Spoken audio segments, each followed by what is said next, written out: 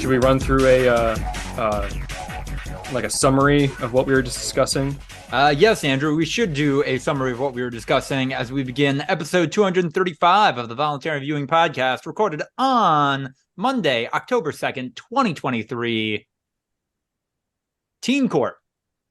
It's a thing. Our core listenership of my mom is really going to love this because she was an advisor on Teen Court.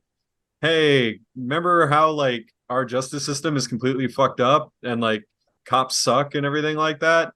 Well, what if like we tried to make it slightly better by like having a bunch of fucking kids like hear your sob story and like make sure these kids don't go to juvie for like bullshit reasons, and like if they're just chill and do the basic level of shit that they're recommended, then nothing really bad happens to them. Like it's definitely more honorable than the fucking alternative of like circuit court judges like reading out sentences for 15-year-olds that got caught with a case of beer or something. Like yeah.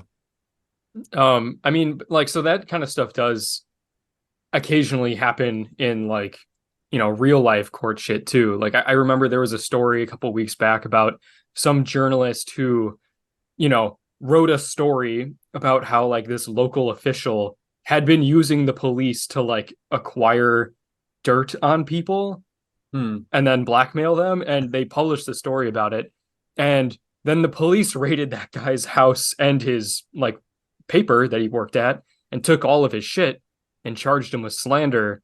And then his punishment was like he had to write an essay in the newspaper talking about why cops are so important and good. Which is like cruel and unusual. And also just sickening. But so what I really wanted to ask was, you know, we're going to make a hypothetical teen court case. And by hypothetical, I mean this happened in real life, and I know who these people are. Their names have been changed in order to protect the innocent. Yeah, exactly.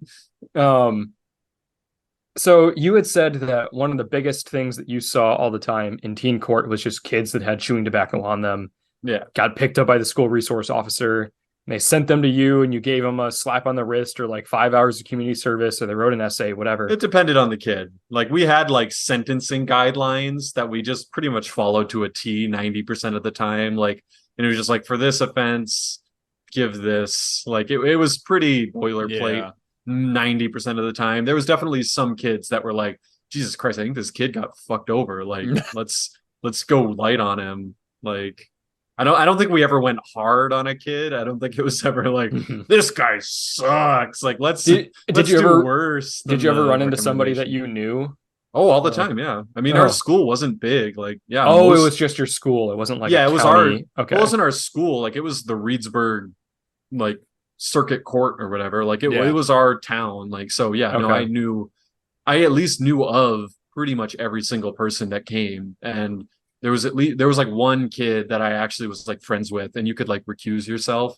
Like before every case, they'd be like, here's the list of people we have coming. Like, is everyone good to be on all these kids' cases? Like, and there was one time I remember just being like, I would have like, if I was friends with that person, I absolutely would have stayed on there and just argued for him.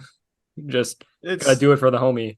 It's just one of those things, right? Like where it's like, no matter what, they're not going to be happy if they get anything at all, you know? So like, it's not worth fighting to go. And like, it's not like it was like my best friend or something. Right. Like I didn't run in those crowds, but it was like, oh yeah, me and him would hang out at lunch sometimes and had a study hall together or something. And it was like, it's in that level where it's like, maybe not. This is also one of those situations where, as a child, even if you realize this is like bogus, this is gesturing at like adult stuff, and you take that maybe, well, if you were a kid like we were, you take that with like some level of seriousness. But well, the whole reason that we all like did it like is because it looked good on a college application. Like literally, I remember one time we ran around the room like, hey, let's just talk about why we're here and everything, and like. One person was like, oh, because I really believe and I think it's a good cause, and everyone else was like, oh, it just looks good on a college application. So which Yeah. wouldn't have mattered in the fucking slightest. Like University of Wisconsin-Madison wasn't like, oh wow, he's got a 3.92 GPA and a whatever on the ACT and all these extracurriculars. But oh shit, like Teen now court. he's got it. He's over the line. Like, Yeah. So No, go go. ahead. Please give us the hypothetical, Andrew.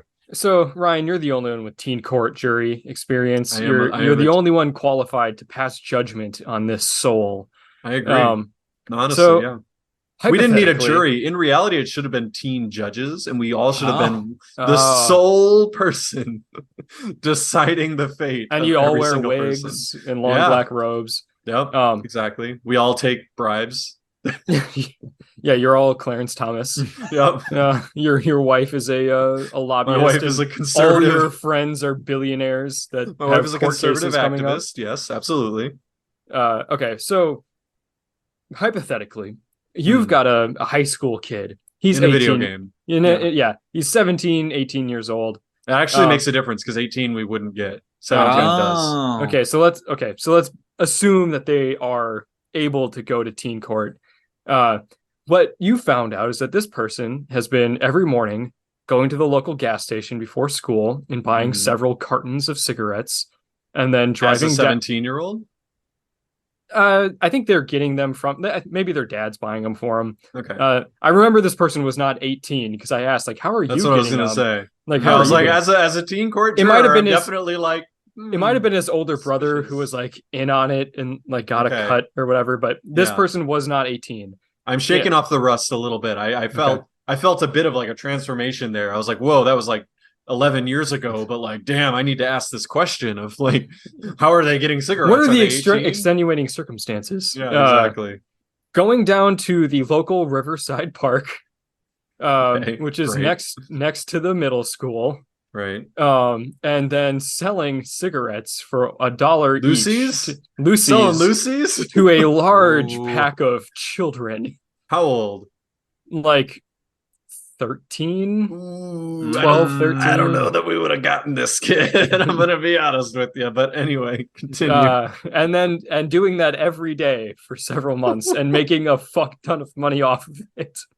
Yeah, and he had deals. He's like, yeah, $1 each or 5 for 4. Yeah, absolutely. You gotta. No, he's just a straight up. We definitely didn't get any like drug dealers. Like I feel like that would have been the circuit court would have been handling that. But keep going, yeah. Or is that it?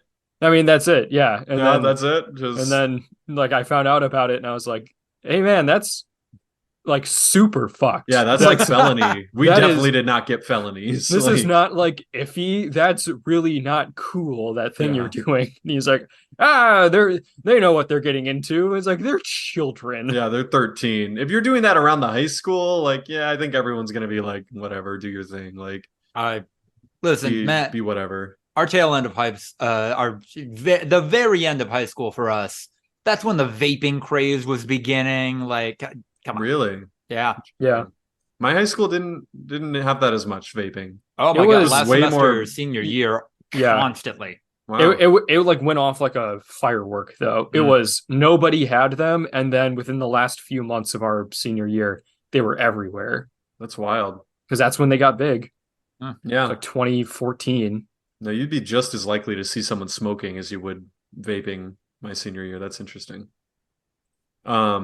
Yeah, no, we definitely, because I feel like that's a felony. I feel Yeah. like that guy. It's because of definitely the dealing. Yeah. I don't think he would have been referred to us. If he would have, like, damn, I'm sure. Like, we had a coordinator who was like, she had like a bit of a legal background and stuff like that. She wasn't like a lawyer or anything, but like I think she was like, the reason she was able to start up the program is because she was like kind of in those circles, like something with the county or the city or something like that.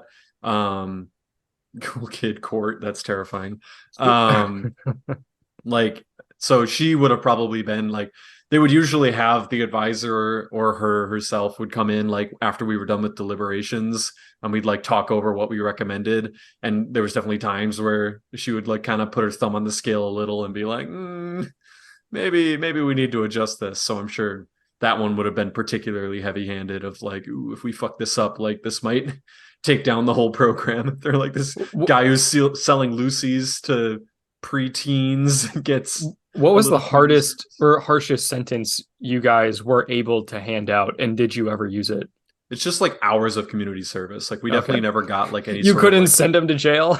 no, yeah, we didn't have any sort of like loss of anything. Like it was just like the hours of community service would stack, and then there'd be like additional like bonuses of like, ooh, pay restitution or write an essay, write an apology, give an in-person apology, like that type of thing. So How much? yeah, Go door to door to every single kid's house and tell their parents that you've been selling their kids cigarettes. So 2 questions immediately come to mind. The first one I'm going to ask, Andrew, do you know how the story resolved? Are they still at large? Yeah, the guy never got caught. Jesus. Not as far as I know. I know that it's definitely not a thing that's happening anymore because shortly after you and I graduated, they like cracked down on not that specifically, but like the kids going to the Riverside Park because there were straight up like knife fights happening like all the time. Like after we graduated, Lucas, that batch of kids that were in middle school were on another level. Yeah. Like I knew about that because of my dad, and he's like, these kids are fucking insane. Yeah. And then like we were like sophomores or juniors in high school, and he's like, we've had several stabbings so far this year. These kids are all carrying around knives, and they're meeting up at the park to have gang fights like it's West Side Story. We were I think we were a couple years ahead of you guys because that was kind of my class. Like we were kind of the like we were ushering in the new era where like the teachers were constantly like pulling their hair out and like, why I'm so confused. Like you're so much, I've been teaching for 30 years and everyone's so much worse now. Like what is happening? Like, I don't know. We had like a bunch of pregnancies and like people were having sex like crazy in like like 12 and 13-year-olds just like going crazy. And yeah, we had like actual gangs in middle school, like that would not, I don't know about knife fights, but definitely like full-blown brawls, like with fists and everything like that. Like it was, we were pretty kind of rough and tumble for sure, as like a class, as a body. I don't think I ran in those crowds, but yeah. I think Andrew and mine's graduating class. There were the kids who showed up for everything, and then a lot of people who just kind of went there. Like there was, yeah. Yeah, it was a pretty strong delineation between like normal functioning human beings, maybe not all like honor students and, like model citizens, but like just even like the kids that were fucking around, like functional. And then there were just like absolute degenerates. Right. Like, and there was nothing in between. DKs. Oh God, no, we can't start that again. Stop it. And the other question, that didn't make it to Berlin? Come on, man. That was a thing. We're not talking about dirty kids on the podcast again. No. And then it's a Wisconsin thing. I refuse to believe that you guys didn't have this. That wasn't a thing. You've heard of this in other places? Like you weren't the only school that called people DKs. I've never heard of that other than definitely in my area. Yeah, it was a very well-known thing. Like if you play sports against other teams, like you kind of got to know the kids because like sometimes you'd play them for fucking 12 years. Like they were, you got to know them, and yeah, like you'd talk shit and you'd be like, oh yeah, no, some DK like beat up his girlfriend last week and ooh, that didn't go well. Like, oh yeah, some DK had sex on our fucking shop teacher's chair, and the shop teacher like poured a bunch of lighter fluid on and it burnt it out in the parking lot in a show of like anti-DK knowledge. I don't know, man. It's a real thing. You called them degenerates. How is that not worse than DK? That wasn't a term we used frequently. Well, you just did. I'm almost 30 years old now. So you're allowed to call them. Am I allowed to call them DKs then? They are my peers. Like you're a degenerate. And then my second question. I was kind of a degenerate. That's what I was gonna say. Like they're just like, man, there was so. Do you know any of those degenerates in Berlin? Of course I know them. They're me. How much bullying was tied to being a juror in teen court? None for me. I mean, Really? Okay.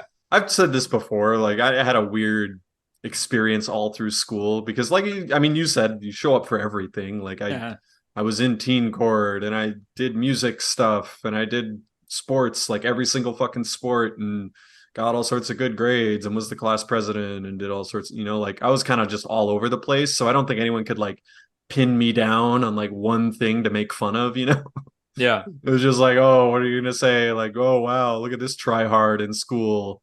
Oh wow, look at this guy who's playing 4 sports at the same time. Oh wow, look at this guy who's like singing all the leads and everything. Like it's like if I only did one of those things and they became my entire identity, I think it would have been easy to make fun of me. But because like so many of them were my entire identity, it would be hard to like really drill down on the cringiest, like easiest to make fun of thing. So I did not get bullied too much Okay. for it. I'm sure people did. Yeah. Lucas, so I don't know if you remember this aspect of like Are us you being about in to high ask school. me if I remember being bullied in high school? No, we all remember being bullied in high school, Lucas. That was not what I was going to ask.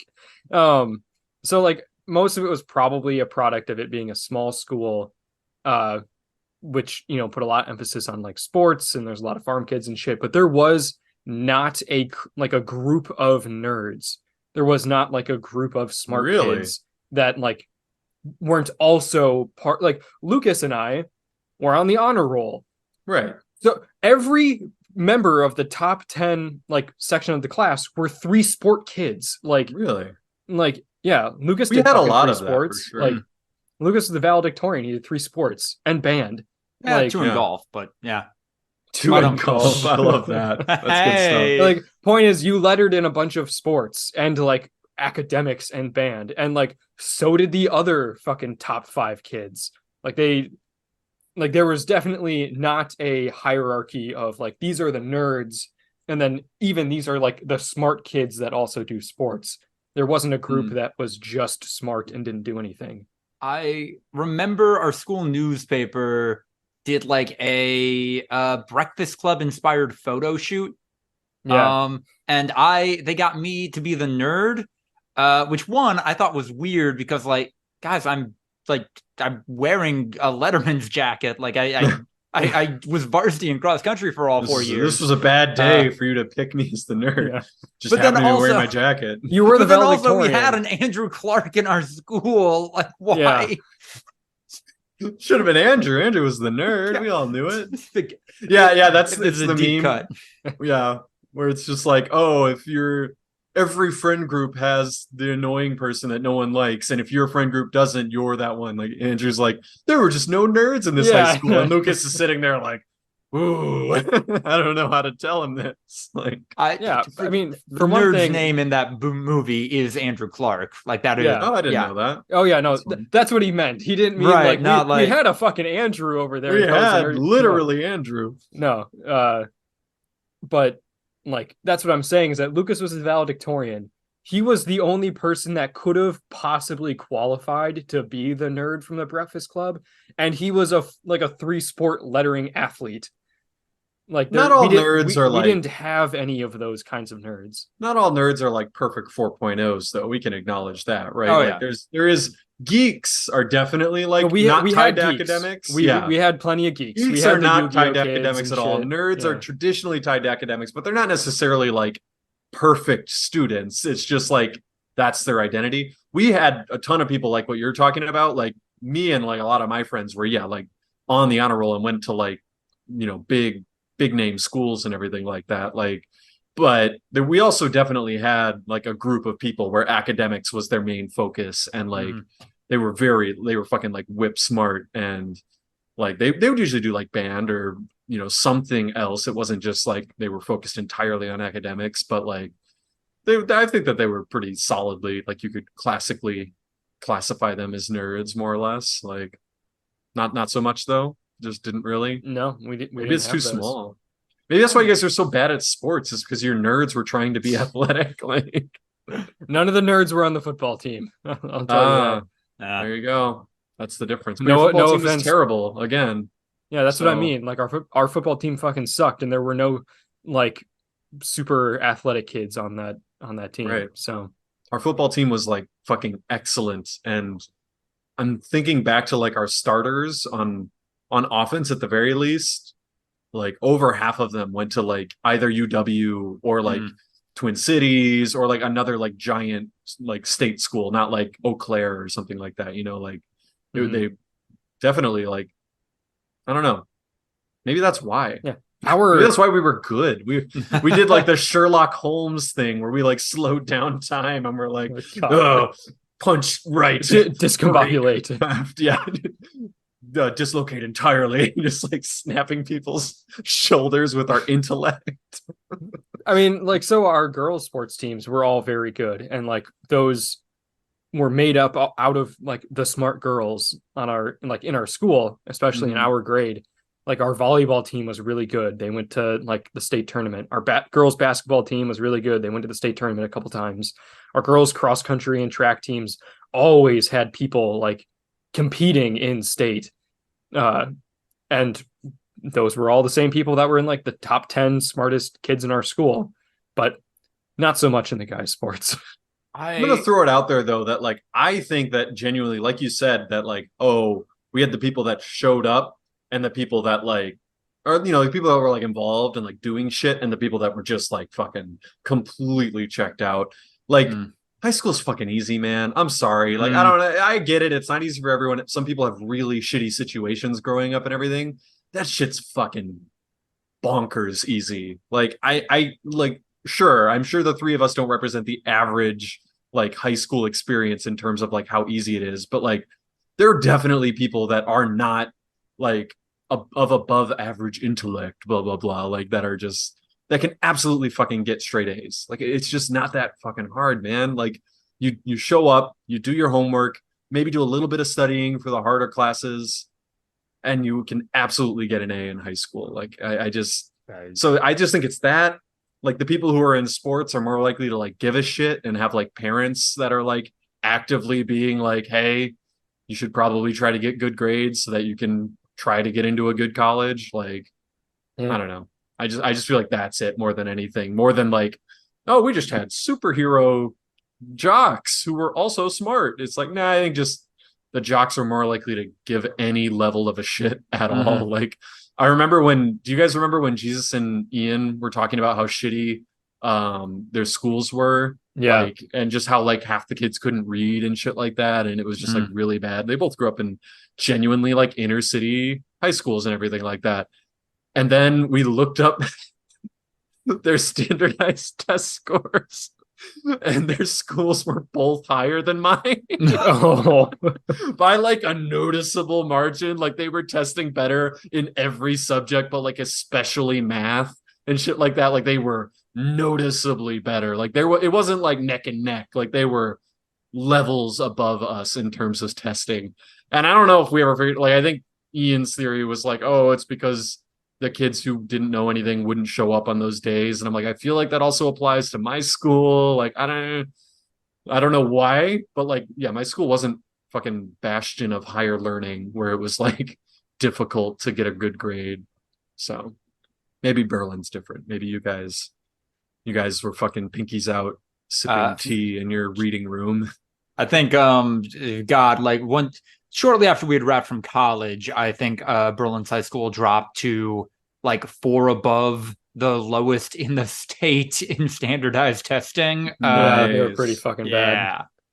Hell yeah. It's weird because like Berlin has at different points been recognized for having like the best math department in the state, the best science department in the state. Yeah, just also like none of it happening at the same time. But then, a couple people leave and everything falls apart. Yeah, that is how it works. That's our middle life. school was, yeah. Our middle school was consistently like one of the best middle schools in the country, in like the state. They talked about the country. I don't know what the fuck any of that means. Nah. But then like our high school was shit. So it's like, I don't know how that works. Like that doesn't seem to make any level of sense to me. Cause like, we're not like a school where, or a city that had more than one middle school. So it's like our high school consisted of the people from the middle school, which made up like 90% of the student body, and then like 10% of like homeschooled or like private school kids that had to like, because there was no like private high school in my area. So they all had to come to a public high school. But like 90% of the kids were the same kids from the middle school. So I don't know how that happens. I mean, it's just, I don't know. I think something like that happens because it's like any institution where like no one person is necessarily critical, but like a handful of positions are, man, if we get people who are good and enthused and know what they're doing, like this is all going to go well. This is all going to go really well. And even if just one of them sucks or is like, Right. man, I got 3 years left before I retire and I'm going to show up for the minimum amount of time to get a paycheck, like then things can get really bad really fast. Right. So like for just hypothetical in a video game, if like your principal got fired from his last job for sexual misconduct and then was known for like walking around the cafeteria giving candy to the pretty girls, like that'd be bad. That'd be like a bad sign that like maybe that high school's shitty. What the fuck? Are you serious? Maybe no go. 100%. Maybe no go on that. I'll name principal. names. Fucking Principal Taylor, Reedsburg Area High School. He's not there anymore. Rob Taylor. That man did some shit. That man should have never had a job as a school principal. He's gone now, thank God. But yeah. Did he just leave, or was there like another scandal? I don't fucking know. I'm sure even if he left of his own volition, it was like kind of on the heels of like he felt the heat turning up and was like, ooh, time to bounce, like before. Time to go be a predator somewhere else. Yeah, time to bounce before this gets out of control.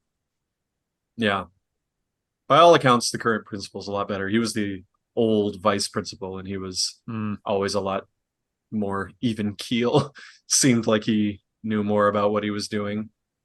But yeah, I remember the first time I saw that, and I was just kind of like, he has favoritism towards the pretty girls as like a 15-year-old, and just being like, not fully grasping the entire reality of what I was being presented with, that this 45-year-old bald man was walking around the cafeteria just being a literal like, oh, I got some candy in my van style predator towards a bunch of teenage girls. Yeah. Fun stuff, man. Oh, and he was paid $131,000 a year to do that. I'm internet stalking him right now. Yeah. And I mean, in Reedsburg, that's like $300K, man. I was gonna say the median income is like 50 grand, I'm sure. Nobody in Berlin, Wisconsin's making that kind of money. Yeah. No, you can double that when you compare it to the national median income of like Reedsburg versus the national median income. Like that's some big time money. I don't know. Does it say when he left? Like when was that posted? Key data 2022. So I might have left very recently. Oh, no, that must be his new job. Oh. Wonder where he landed. I'm gonna Facebook stalk this guy. Let's go. No, it says Ridley Park, Pennsylvania, retired high school principal. Ah. Oh, yeah, he just left. June 2022, high school principal. Hey. That's wow. I had thought that was like COVID time. Yep. Wow. He was a high school principal for 4 years in the Black River Falls School District, and then a high school principal for 4 years at the Fall Creek School District. And that was the one where there was plenty of rumors about why he left that job. And then he came to Reedsburg High School, where he served for 16 years. So that's good, right? That means good things. Yeah, we talk about being in the Me Too era. We talk about finally having the ability to hold particularly men in positions of power accountable for their actions finally. And somehow, depending on who you ask, it is both not enough and too much. And this is, what the fuck? Oh, and all these claims are not legally actionable, and Yeah. all of this was said in a video game. You Yeah, we're telling a story. We got this off Reddit. can't sue me. This It's is third fine. person.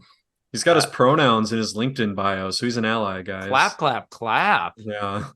La la. Do I have my pronouns in my LinkedIn bio? Yeah, probably. Probably filled that out if it was a I field. can I can answer that. I barely got shit in LinkedIn. Like He I don't. does. Yay! Lucas does have his pronouns. He's an ally, and I'm not. I'm a bad ally, guys. I can't bring myself to update my LinkedIn profile. Ever? Is it not up to date with your most current employment information? It is, but I updated it like 18 months ago when I got a title change, Oh, and that was it. That's how So you do it. I listen. My understanding, if you're not planning on jumping anywhere in the near future, you don't. Yeah, you can let LinkedIn lie if the information is at least kind of accurate. You heard it here first. Andrew is not looking for employment opportunities. If you contact him, he will shoot you down. So don't even bother. Unless I he didn't say updates his that. LinkedIn. Yeah. There's someone with just like a 200 grand a year, like insane remote position. And they're just like, Oh, well, we were gonna just give it to him. yeah, on to the next one. Hey, we need a porn QA guy, 200K a year, full remote. No. That's Andrew's dream job, baby. That shouldn't be anyone's dream job. That sounds horrid. That actually sounds like the worst possible job, just genuinely. Also, QA. Ugh. Yeah, wait. I don't like the implications of QA when it comes to that profession. No, Yikes. you watch the final cuts and make sure there aren't any continuity errors, and then seal of approval, 200K a year. Wow. Yeah. So really, you're like an assistant editor. You're not a QA. Well, assistant editor, you might have to get union for that, and like that's a whole process. But yeah. Yeah. No, Yeah. we're a non-union shoot. This 200K a year job. That's non-union as fuck. You know what non-union jobs scream of? Very high pay. Oh, and great hours and working conditions. If you just didn't have a union, man, your life would be so much better. You'd make so much more money. It'd be so much less annoying. You could spend your union dues on a video game console. Whoa. But unions get me more money, which I can use to buy a video game console. To buy goods and services. Would I rather have 3 peanuts or 3 money? I missed the pivot, but hey, CEO of Sony Interactive Entertainment, Jim Ryan is stepping down. What are y'all doing if you were in charge of the Sony PlayStation brand?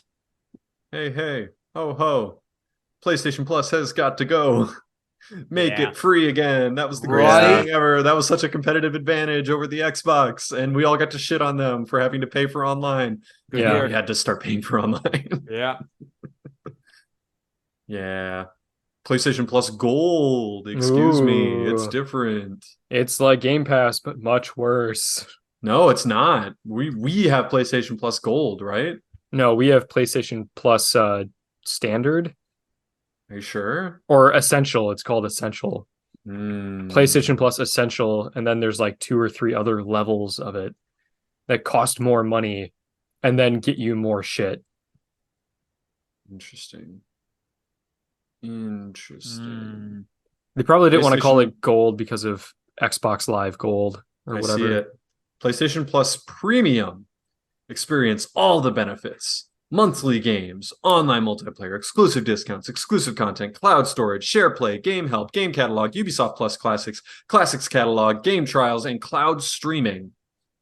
Or you can get PlayStation Plus Extra, which is just like the game catalog. In addition, you don't get the classics or the game trials or the cloud streaming. And then you can get Essential, which is just multiplayer and cloud storage, which, we have Essential. So all I need. We have not cloud excited storage? about having to pay more for it, but we do. Have cloud storage. Yeah, we syncs do. all the time. You don't get those errors where it's like there was a problem. Local storage and cloud storage. Which one do you want? And you're just like, probably the most fucking recent one, asshole. Like, what? This could all be figured out pretty easily, man. Like, Give me an option. Default to whichever one has a bigger file size every time. That doesn't sound right, right? Like, I just look at whatever one's the most recent. I was like, if Well, the this is most recent one should technically have the biggest file size because it's got more on there. what if you're in like a I don't know how the fuck it works. What if you're in like a big area and there's more stuff loaded onto the save state? I don't fucking know how it works, man. Jesus. We don't have I'm to a talk about gamer. this. I'm just Okay, a gamer boy. My brain is smooth. Mm. There's not a single as a thought. goddamn bowling ball. There's not a thought up there. Hey, if I was the CEO of PlayStation, I'd just buy all the Konami IP that they're sitting on and doing nothing with. I think that development studio, the games they put out, the games they still own, kind of integral to PlayStation as a brand, going all the way back to the original one. Yeah, so it'd be cool if like Sony could make, I don't know, a new Castlevania game that's actually good, because Konami ain't gonna do it. If I'm Sony, I'm buying Nintendo. They If you're may not Phil realize Sony. if I'm John PlayStation, Yeah. I'm buying Nintendo. Nintendo may not know that their future lies within Sony, but they will. They'll soon learn. Yeah. No, John PlayStation is a title like James Bond. Like you were Andrew Clark, but when you become CEO, it's like the Dread Pirate Roberts. Yeah. Yeah. You adopt the name, the nom de plume of John. You put on the mantle of John PlayStation. This guy, I will say, Jim Ryan, looking at the picture of him, he does give off John PlayStation vibes. Maybe it's the giant PlayStation logo behind him, but like the spiky white hair and like the stance, damn, like he really does give off John Like this is it. He is PlayStation. This is who he is. Also, God, it must be nice to retire after 4 years on the job. Like, right? Yeah, Christ. No, but Ryan, it was so difficult for him to work with mostly Americans while based out of Europe. Oh my God. My stomach hurts. How much did he make last year? Fucking 20 million? Right. No, I don't know. I'm looking it up. My CEO makes way more than that. So I just make estimates, but like I know that not all CEOs make as much. Just 11.5 million, guys. Like, only 11.5 mil? Yeah, that's actually a common misconception. I don't take a salary. Yeah, no, he does not make 11.5 million. He makes $300,000. He's just like us. He doesn't make money from this. He doesn't get a salary. He's just like us. You guys are getting paid? Imagine a CEO who like actually believed that and didn't understand how stock bonuses work. Yeah, and, like, he went to the board. Just doing it for the love of the game. Or just like went to the board and was like, guys, I was like talking to my accountant and he said I don't get paid a salary. Like, I'm not saying I should like make millions of dollars, but like probably I should get paid, right? Like I do have a stressful job. It does. It's hard to make ends meet right now. Yeah, like, dude, I'm about to get evicted. Like, can I get something? You have 4,000 million bajillion dollars in stock options. Right. Your restricted share units have sat untouched for 20 years. They have all vested. Your net worth is in the 9 figures. No, but and you're about to be evicted from your 1-bedroom apartment. No, but like I'm John PlayStation and I can't like buy a PlayStation Essential subscription with those stocks. Like I bought a used PlayStation 5 on Facebook Marketplace. I go to those Facebook buy nothing groups and I pick up old video games whose people's kids aren't playing anymore. I really, it's been tough to do my job, man. I'm not going to lie to you. I just finished playing Uncharted 2 on the PlayStation 3. I went to a yard sale and bought a PlayStation 2 with the $2 that I scrounged up in quarters sitting around the parking lot. I'm trying to get familiar, guys, but it's really becoming a hindrance on my performance. Just any sort of stipend would really go a long way. I'm John PlayStation. I'm one bad day away from sucking people off to make bus fare. The That would be a genuine suggestion of mine, though. I don't know how they do it, but if they could get Sucking up people for PlayStation, bus fare. I think If I was probably CEO, they probably do it sloppy. yeah. yeah. I don't know how PlayStation does it, but if they could bring PlayStation 2 vibes back, yeah. What does that mean, dude? The 90s was a long time ago. Yeah. We can't go back. If they can bring back PlayStation 2 vibes, like, can they bring back my childhood? Like, that's your. Can they bring back shorter lines at TSA? Yeah, I just want to remember, man. I was 8. It was nice. I felt cozy. Can we bring that back, please? How do we bring gaming back to a pre-9/11 era? How do we do it? Kill the internet. Murder online multiplayer. Destroy the social fabric of our country. Like, yeah, that'd be fun. Do it. Why not, man? Bring back couch co-op. Yeah. Remember when you had to go out on play dates to play multiplayer video games? Yeah. Wasn't that great? I wouldn't even need my mom to give me a ride anymore because Yeah. I can drive my I own still car. have my mom give me a ride. Yeah, I feel like just for the vibes. You said For you the want to bring comfort. back the vibes. Yeah. You gotta have like where you're in the basement of your friend's house and the dad is working a night shift, so you have to be like kind of quiet, even though you're playing like the most exciting game of Need for Speed Hot Pursuit that you've ever played in your entire life. So you're jumping up and down, kind of scream whispering. That's the vibes, man. You gotta keep them intact. That's what I'm hearing. No, I don't know. Yeah. We could do it. We can go back. We're losing John our culture. PlayStation, you heard it here. Divvy up the crown. Make 3 John PlayStations. Give it to us. John, Jonathan, and Johnny. Hey. John's the face. Jonathan's the numbers guy. Johnny's the fun. He's the loose cannon. He just the wild card. He buys Nintendo on a whim. And then Nintendo says, "What? No, you didn't. You can't do that." Oh, I thought you meant he bought a Nintendo. Oh, Like, he just bought hey, a I'm Switch. Johnny PlayStation, and I'm here to tell you why this Nintendo Switch rocks. This shit's fucking rad, dude. You ever played Skyrim on a bus? It's fucking lit, man. Hey guys, I just got out of a meeting with the Johns. Good news, 4-day work week, fantastic. Bad news, they just said PlayStation 5 has no games. Make games. They kind of want that handled by the end of the quarter. Yeah. So yeah. They kept repeating Xbox greater than just over and over, like they were robots. And you hear in the background someone go like, chicken nuggies! Bring chicken nuggies. They all got Project Scorpio tattoos. It doesn't look good, but they're going to make a whole thing out of showing it to you guys later, and you have to be enthused about it. They're saying we should replace PlayStation VR with the Kinect, and that the Kinect was always the superior art form.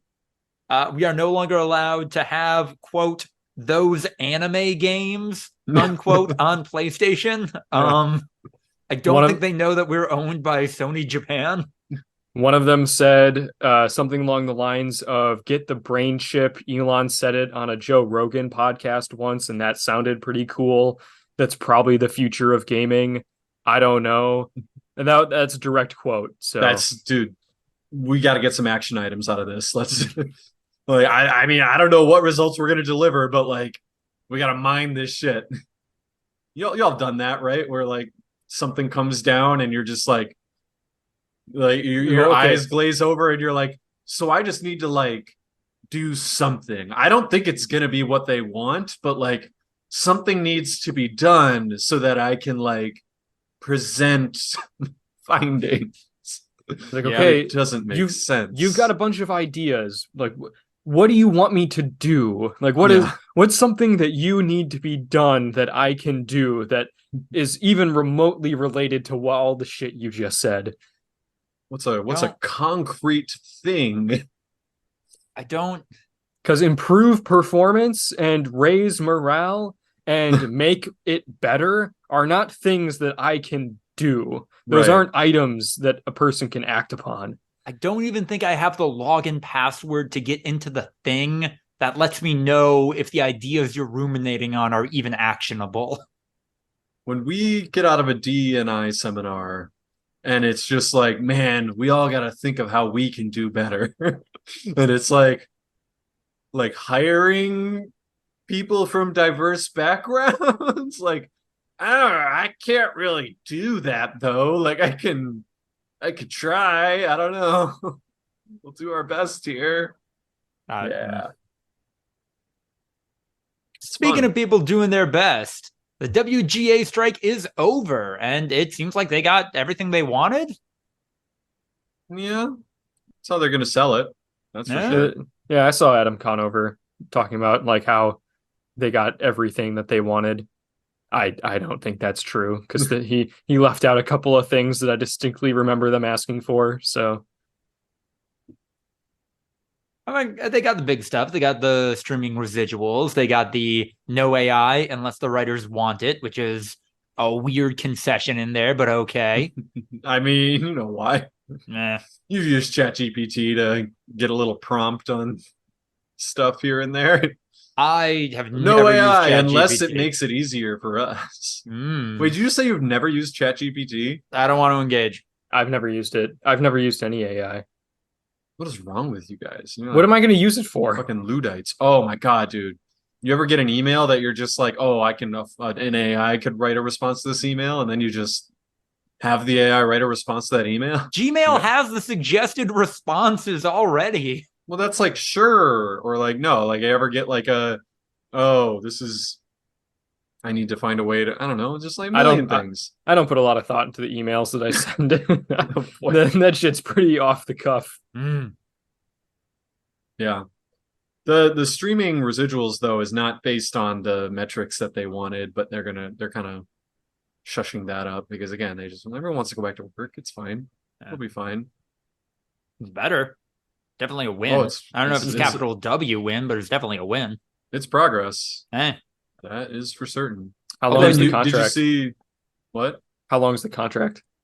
3 years? Possibly long. Oh, the time span. I meant the legalese of like the actual. Oh no, not how many pages. How long does the contract last? Yeah, it goes every 3 years. Okay. Well, that's fine then. They're gonna re-up in 26. Writers' strike part. Dope. Nah, they've had a lot. They've had a lot of strikes. I looked back through it. It's the only way to get shit done sometimes. But yeah. All right. Progress. Did you see that Newsom then vetoed the bill that would allow people who are like striking workers to file for unemployment? Yeah, file for unemployment. And apparently that was always the plan. Like California legislature was like, oh, we'll put this bill out as like a fake bill, show solidarity, and then it'll always be vetoed and it'll always not go forward. Like, what? That's I don't weird. get politics. I don't know how Dems market that. I don't know how they like campaign on that, but okay. Look at all these things that we've shot down that you wanted. Isn't that cool? Especially with Newsom like gearing up to definitely run in 2028. Like, hey man, Joe Biden walked the picket lines. I'm not as pro-union leftist as Joe fucking Biden. I mean, listen, okay, is that a fine political gesture? Sure, whatever. Call me when Joe Biden helps flip over a cop car. Like, that's where I'm at. That's my show of solidarity. Can you fucking imagine if the president of the United States was just like tossing out Molly cocktails? Kobe, just like yoinking them. Yeah, putting traffic cones over tear gas canisters and dumping riding around on a police horse that he stole. Fuck the cops! Fuck the cops! What do you do? Yeah, he's like the super woke, like the speaker that's talking to the cameras. Like, we just need to dismantle these systems, man. They're so fucked up. Like, it doesn't make any sense. The man is like trying to get at us, man.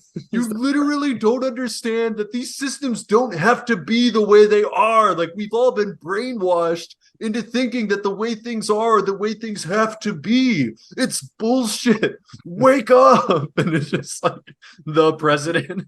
He's saying it to Congress. Yeah. He's like, a cab includes the Secret Service detail. A cab includes the FBI investigators who are looking into my numerous assassination plots. Speaking of plots, a judge has found Donald Trump, his family, and the companies they own guilty of fraud, principally relating to the great exaggeration of Trump's personal wealth and the value of his companies and properties.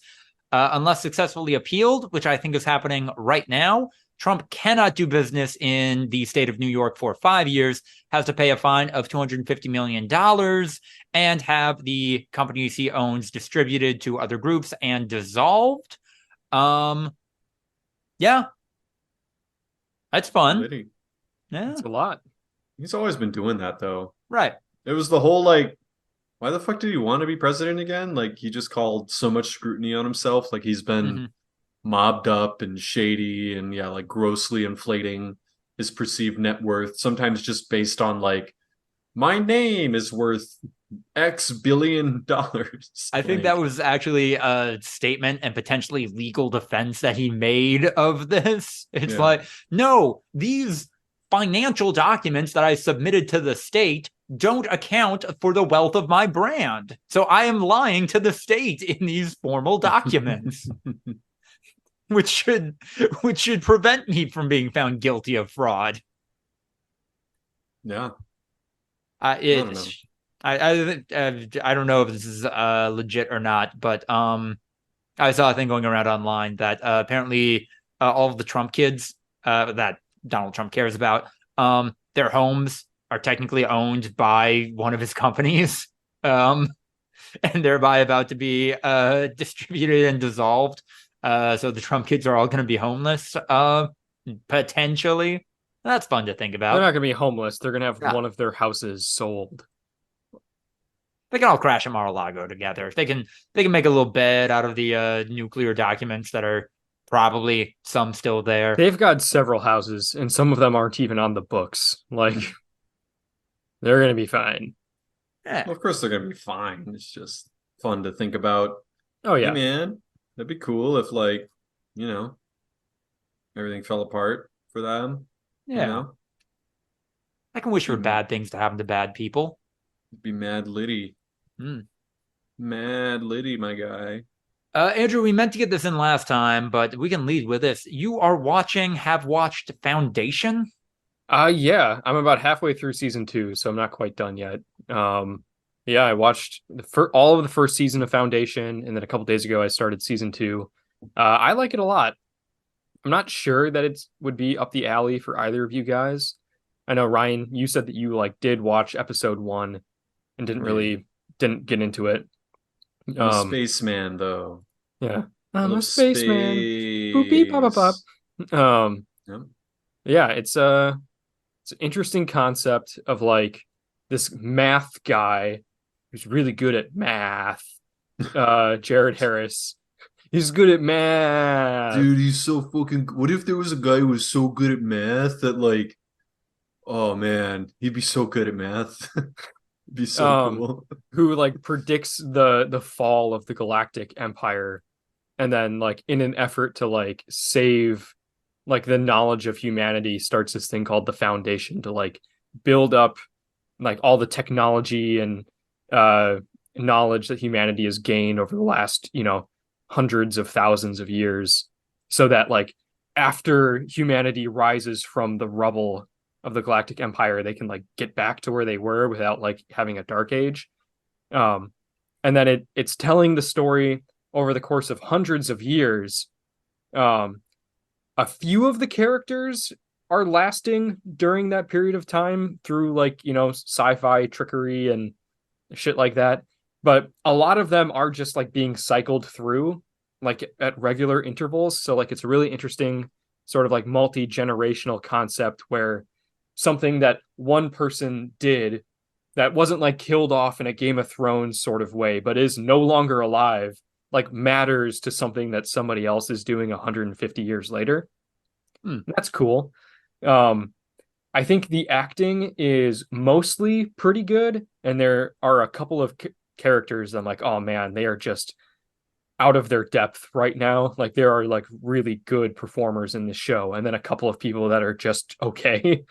um, and like a lot of the characters, because they don't have like, multiple season long arcs, I think there's, a lot of character kind of stuffed into them in a short period of time, which does a couple of different things. One, it makes characters really interesting right away, which is cool. Uh, but also there's a lot of like really forced complexity that is like kind of what's the term? Like whiplashy, where Okay. there are characters where you're like, oh man, you really empathize with where they're coming from.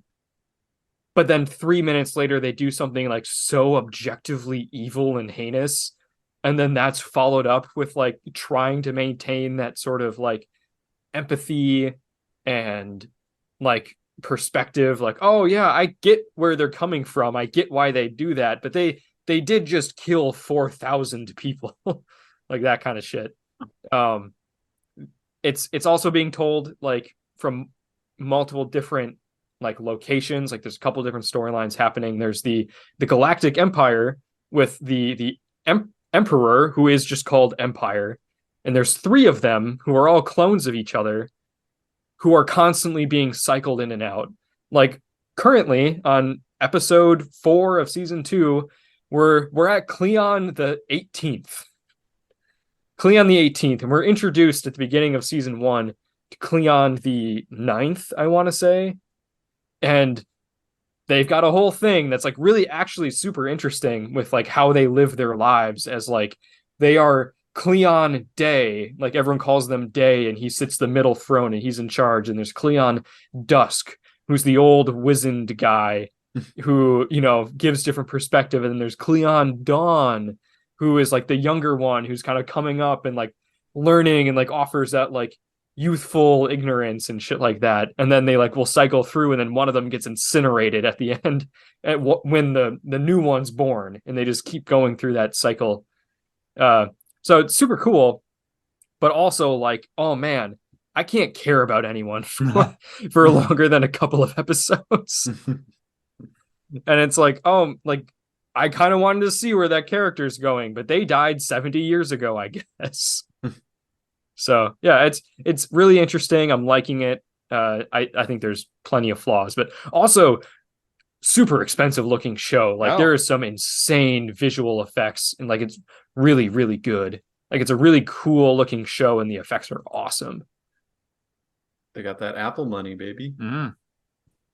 This sounds as fun as it does heady. All right, we are in an era of weird sci-fi again, and that is a-okay with me. Half of it's on Apple TV. Something has to be on Apple. Also, speaking of characters that you can empathize with, but then will also turn around and then do something objectively horrible. I'm 3 episodes away from having watched every BoJack Horseman episode. Yeah, getting through that with my partner, having a good time. It's one of her favorite shows.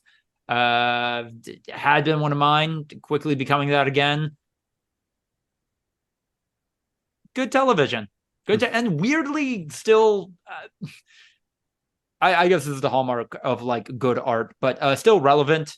Not just in like themes, but also in the way characters talk and what they reference. Final season came out in 2020, and no, like it's still spot on. We're still having conversations about like the actual value and efficacy of the Me Too movement in a way that's being pointed out in BoJack Horseman final season. So yeah, I'm enjoying that. Also, the bit of Henry Fonda's the sex robot turned the CEO of whattimeisitRightNow.com. That's pretty good. And any joke where Todd gets to be the straight man is one of the best jokes in the show. So yeah, they do a good job. What, Ryan, do you know what Raphael Bob Wackesberger is up to? I don't know if he's doing anything right now. Okay, he doesn't have to. Like if BoJack Horseman is Yeah, no, that if that's the pinnacle, the end note of his career, that is a hell of a way to go out. He was apparently, I mean, he's worked on Tuca and Birdie, That makes sense. but I don't know, how much he was really doing on that. They list him as a voice actor, a writer on 2 episodes, and executive producer. And I guess now he's working on a show called Undone on Prime Video, which I've never really seen or heard anything about. Okay. Getting that Amazon money, fair. Yeah. Adult animated psychological comedy drama TV series. It uses rotoscoping. Huh. Explores the elastic nature of reality through its central character. Okay. No idea. What are you checking out though, Ryan? I watched the first 2 episodes of Gen V. Did either of you guys check that out? No. How does No. it hold up to the boys period or the first season at least? Oh no. Yeah, that's what I was waiting for. I was waiting to see if someone told me anything other than It's just not the same vibe, like at all. Like it's in the same universe, and they keep trying to like tie it into like, like the CEO woman shows up, and Right. like they keep making references to like the main show, but like it really fundamentally making a show about the superheroes is not what The Boys is about. Right. Like the superheroes are an antagonistic force in The Boys. Like they are not the main characters. They're not even really characters a lot of the time. Like they're really just like a force to be opposed by The Boys. they're representations of things that are wrong with society. Right. Like, and not necessarily that fictional society, like also our own society. So to then like, I don't know, put it in a completely different context and a completely different lens and make it about a bunch of college kids who by and large all seem to be at worst like neutral characters, like they all seem to be like trying to do their best even though they're superheroes, and like what we know about superheroes makes that seem weird. Like it's like, oh, so they all just like get shitty when they're in their mid-20s. Like I don't know how this all works. Like you kind of I feel like I had something of like, oh, it's got to be the V is part of it, right? Like that predisposes you to like certain aspects of behavior that are not necessarily easily accessible to all of us, like or just that like I am literally bulletproof. Like there is what can society do to me? I think it's more of the like the corrupting power of like fame and money and notoriety and power. The corrupting power of power. Power. I don't think V has like an assholification effect. I think it's just what it does to you makes you special, and people that are told all the time how special they are and then become powerful and rich and famous, a lot of times turns out that they're pieces of shit.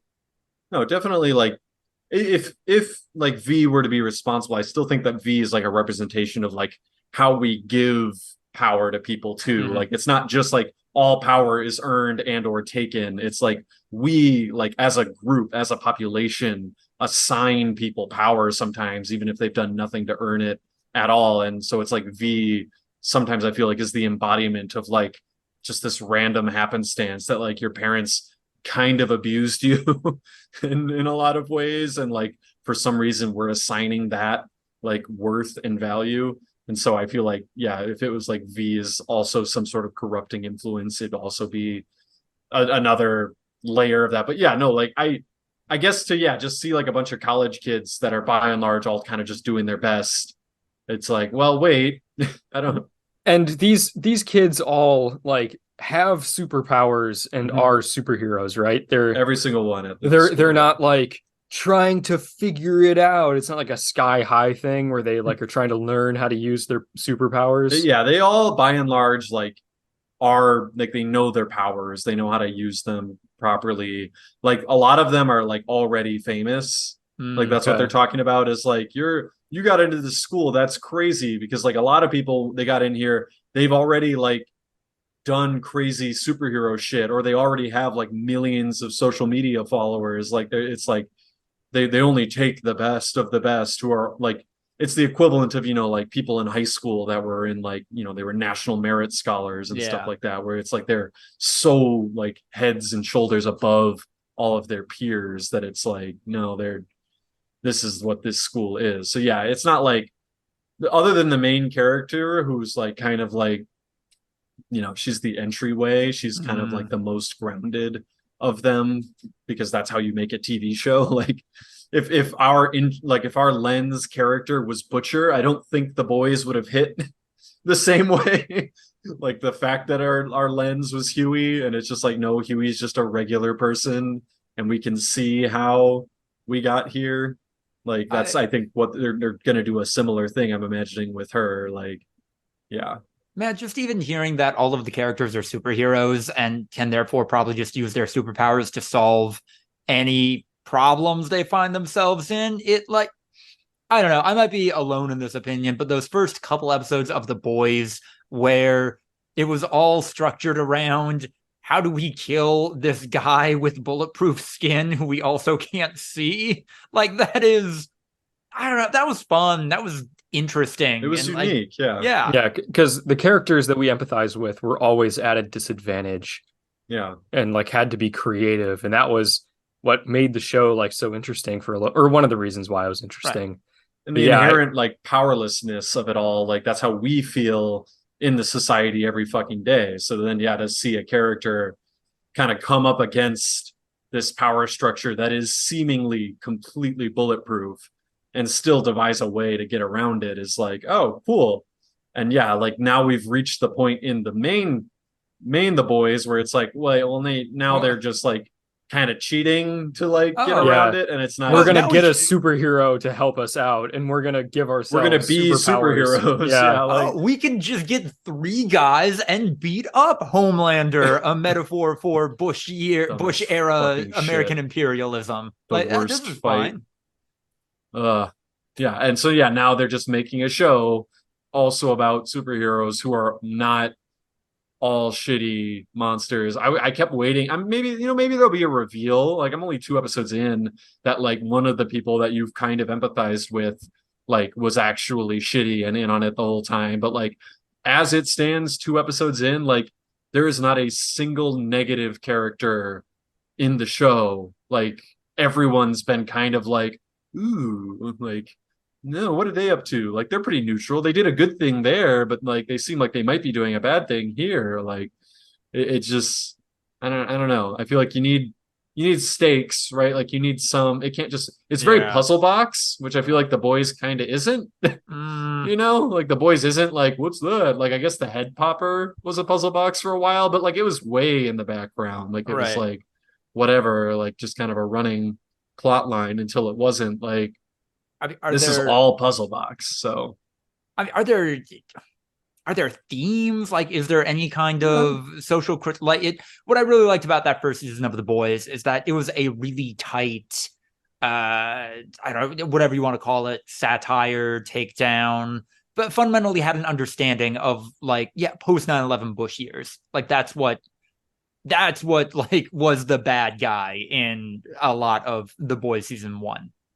There's definitely themes, and they're trying to get at it. They're trying to like make something of that similar power imbalance. Like, Vought is all over the place still, obviously. Like, they're the central bad guy in the whole thing. But it's like, I just don't think that they're hitting it as well. The satire's not there. There's funny gags here and there. Like, they one of the fun, I don't know, are you guys gonna watch it? I don't want to necessarily spoil. Like, go for it. No. There's one bit where, because it's Godalkin University, it's like God U, like this is what they're going for, is it's like the best of the best. And so they like basically the number 1 draft pick, they literally have a superhero draft, and like A-Train was drafted for like round 1, pick 1 by the 7, like, and so that's like the intro. It's like, oh, first black man in the 7, like, again, I mean, Obama years, like there's some of those critiques in there. I can see it.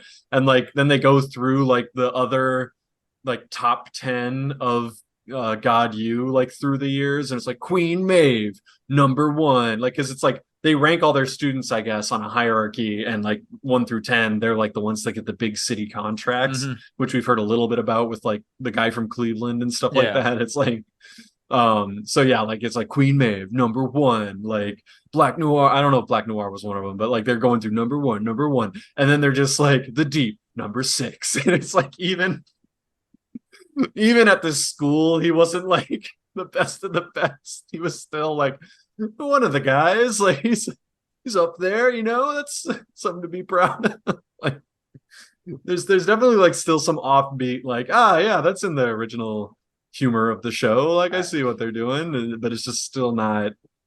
Yeah, and I feel like a lot of times it's just coasting on the main show, like being like I know that. So. One last thing to talk about. I do have a little bit of an out coming up, but no rush. I finally got to the Druid village, I guess, in Baldur's Gate, where they're about to do a holy crime, holy war, religious hate crime against the tieflings. When you guys got to that, did you explore around at all and like find a I think it's called a bear bug assassin? Bear bug assassin. Yeah.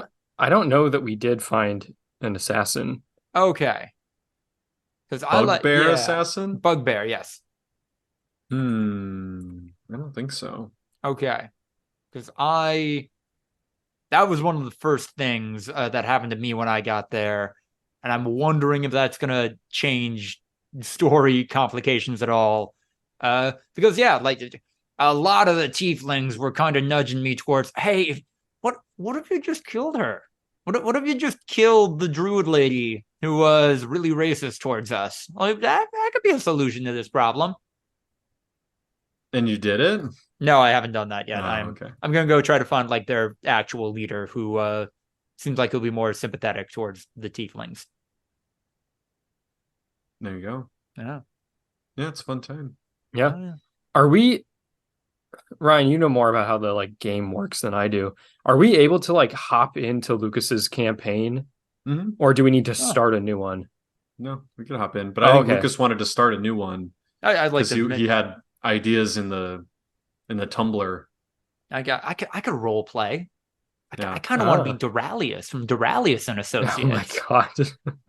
I will say, by the way, that like I feel like Andrew, I don't know, I don't want to speak for you necessarily, but like there are not that many opportunities to role play. It's kind of sometimes disappointing. Like it's just kind of like, oh, let's pick the dialogue option that our character would say. But like and usually it boils down to like, will you help this person or will you not? Like you can choose dialogue options that like will get you one place or another. But yeah, there's a lot of, well, we could kill this person or we could not kill them. What would you do? Like, you seem like you would probably kill them. Yeah. Yeah. And there's not as much like goofiness. Like I feel like in Grand Theft Auto back in the day and like GTA Online, we did a lot of role playing because it's just more sandboxy. Like you could just make your own fucking universe, you know? Like, oh, this guy's the president and we're all assassins trying to hunt him down, and I got a helicopter now, I'm a helicopter pilot assassin, and you know, like it's when you're not given as many tools to be able to do that as you would in like a tabletop RPG. Like it's fun. Like I think just the character reveals are the most fun that you'll get out of the role play. And then after that it's like, all right, let's keep going. So my next character, I'm like really trying to fucking bake it in, and it might get annoying, so have fun with that, you guys. Oh boy. I can't wait. Yeah, I feel like in our campaign, Ryan, like everyone's just like they have a bit, and like they do the bit, and like they make a couple of cracks about it being a bit, and then that's it. Like that's the character. And there's tons of like goofy moments in the gameplay, which I'm sure you've come across shit like that too, Lucas. Just because in the combat and like how you approach a situation, that's when you have tons of choices. That's when you can like really go, oh, I'm going to do it this way. I'm going to set this trap. I'm going to like approach it from this angle with this person there and shit like that. And you can do just like funny shit where it's never not funny to just sneak up behind a guy and push him off a cliff. Right. Yeah. No, or when things just go horribly, horribly wrong. Yeah. It's just like what what was the plan? What was the plan? I just want you to explain to me what the idea was so I can understand. I was looting an abandoned church where you find that like I think it's called Withers or something. I went into one room. Everyone failed the perception check. Yeah. That's fun. So then I like read the plaque, and all of a sudden I'm in like turn-based mode, and I'm like, what is happening? Are there enemies coming? What is going on? So like I try to get people to cover. Turns out I had set off a fire trap, and the cover I had chosen for my entire party was within the line of the fireball that shoots out of the wall. Yeah. And so everyone died like immediately, and I had to I don't know if that's save scumming technically, but yeah, I had to go back to a previous save. Yeah, we've had debates about save scumming in our campaign, like how to properly utilize the save system, where it's just like we can't just save and then try something and then reload a save. Like that Right. to me is violating the spirit. Like if we all are really trying our fucking best in combat and we fail, like that's when the game is like designed to like, oh, you failed, like time to go back to where you were before. Like, but when it's just like, no, we can't just be out of combat and like, oh, this is a sticky situation. What if we fuck it up and we lose these resources? Like, oh, we'll just go back to an old save. And it's like, no, we should lose the resources. Yeah. It should be a consequence. Like we should have to pay. Like when the only death that we've had in the entire campaign that didn't result in a wipe was when someone fell into lava. Yeah. And we had to buy them back. And it was great. Like it was gold the way that it was just like, oh, you're in lava. Well, how do we get you out? You're in lava. Like, can we save you? And then just like desperately scrambling to save them. Of course, it inevitably failing because they're in fucking lava. Yeah. And then, yeah, like, well, we got 3 people in this fight now. Yeah, then... winning the fight and paying money to get out of it. Like, yeah, not like a normal, I don't know, a normal co-op multiplayer game where it's just like, wipe, like let's start Try it back to again. most recent save. Like, it's cool to try to like work that into the campaign. So, yeah, we got to do it. Yeah. And I think that will do it for episode 235 of the Voluntary Viewing podcast, which will almost certainly be titled The Corrupting Power of Power. If you like what you heard, like, comment, subscribe, etc. Support us on Patreon. Join the likes of Tiffany Cole and Sucky Badger. ActBlue link in the description to help some great progressive causes. Follow us on Twitter at V2_podcast. Follow me, Lucas DeRuyter, on Blue Sky to keep up with everything I have going on. And yeah, have a great rest of your week, everyone. Goodbye.